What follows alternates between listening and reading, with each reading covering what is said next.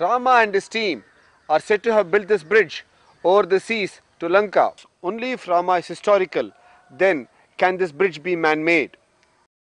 Did Rama really exist? Is Rama historical? While divinity is a matter of faith, historicity is a matter of existence. Well, in the last 100 years, giant strides have been made in understanding history using modern scientific tools. So, let us look at Ramayana from this fresh scientific perspective and see if Rama was indeed historical and whether specific dates can be attributed to him in the modern English calendar. Ramayana is a geographically correct text. Every place visited by Rama is today identifiable by historic landmarks, commemorative temples, and local legends. Ramayana and Mahabharata, the traditional historical texts of India, contain many astronomical observations as recorded by the chroniclers. When we cull out these observations and search for them using the planetarium software, it throws up dates of when these configurations must have occurred in the past. We shall call this technique of dating using culled out astronomical observations embedded in ancient texts as archaeoastronomy, as this technique of exploring the sky configurations in the past for events mentioned is akin to digging into the earth for archaeological evidences. We all know that Rama's birth is celebrated on Sri Ramanavami, which means that he was born on the 9th day of the lunar month of Chaitra. This shloka gives a detailed star configuration at the time of his birth. From this shloka, we can list out the positions of the planets. When this data is entered into the planetarium software, it gives us the date of Rama's birth as 10th January 5114 BCE. The dates thrown up by the planetary software are internally consistent with the sequence of events of the Ramayana legend. Let us look at ground facts now. No major archaeological relics of the period of Rama have been found on ground so far. This is because Rama is said to have lived thousands of years ago. In a continuous civilization, generations come and go, and as they keep building and rebuilding their cities, they destroy or alter evidences of the previous generation. Hence, we don't find, and it's not easy to find, evidences in Ayodhya or other parts of the land today. The only place to look for archaeological evidences of Ramasethu, which today could be submerged in the sea. The text gives the process of bridge construction in great and specific detail. This level of detailing of bridge construction urges us to examine the details. This construction detailing can be studied from the aspects of survey, planning, and civil engineering involved. Rama and his team seem to have surveyed this land for a possible bridge construction site. Nala introduces himself as a biological descendant of the Vishwakarma clan and offers to build this bridge. Rama accepts his credentials and appoints him as the chief engineer. Under the command of Nala, the Vanara army go about building this bridge on the sea ridge.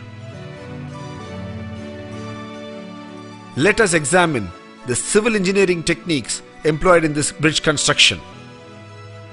The first is the foundation details. The text very clearly states that wood from a variety of trees, the names of which are mentioned here, were first piled on the sea ridge to give a pile foundation or wood cushion effect. It was on top of this the large and small stones were piled on. This animation here shows us clearly the seabed from which the sea ridge rises as an outcrop, which is natural and undulating. On top of this we have the trees, then the stones, large and small, and finally we have the flat finished level.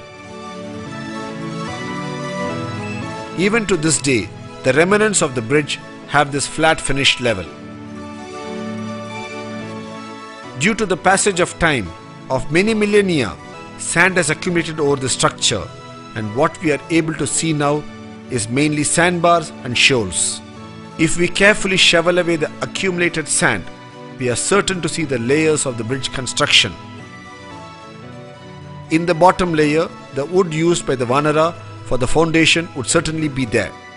Obviously, over the last so many thousand years, the wood would have solidified and become carbonaceous material and would probably now be botanical grains.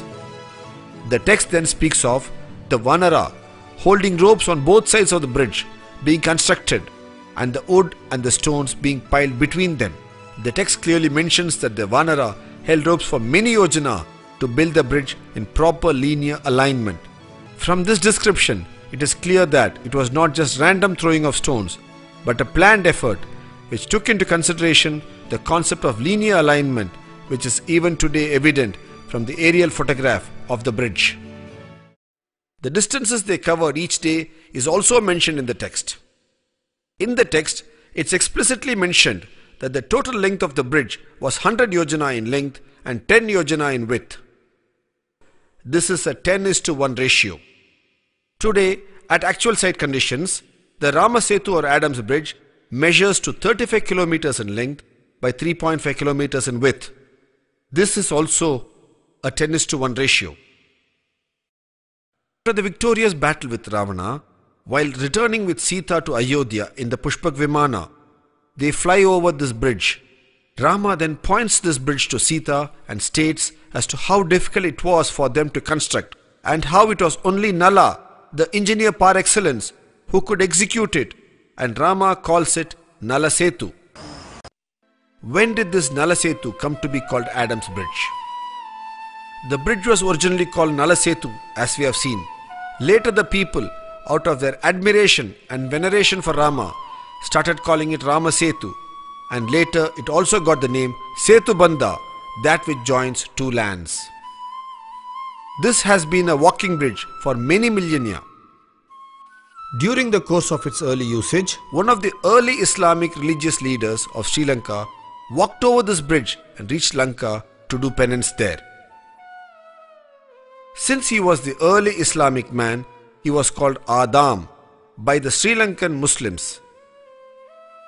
When the Europeans came to this part of the world, they could easily correlate to the name Adam, and they started calling it Adams Bridge in their records, and the name stayed. In the last few decades, man-made satellites have been regularly orbiting the Earth and photographing various parts of the Earth. One such area they have photographed is the southern part of India. In this set of photographs, the bridge is also visible. It can be distinctly seen as a shallow underwater causeway connecting the two lands. These photographs do suggestively indicate it to be man-made due to its unique curvature. The opinion of many is that this could be the man-made bridge as detailed in the Ramayana text.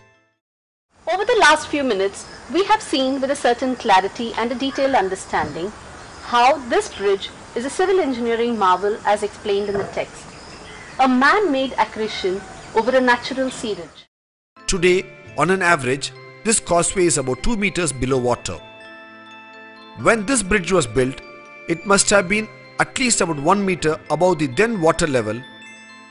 That is, when the bridge was built, the sea must have been 3 meters or 9 feet below the present day sea level. As per the World Oceanography Report, a 9 feet rise in sea levels due to the melting of the polar ice caps and global warming should have occurred over 7,000 years. This helps us to date the bridge construction to about 7,000 years ago or 5000 BCE using oceanography as a dating tool. Today, we need to rightfully promulgate an order under the Archaeological Survey of India Act, Clause 4, to call this a Heritage Monument of India. It is a fit case to be called a civil engineering marvel of an ancient civilization.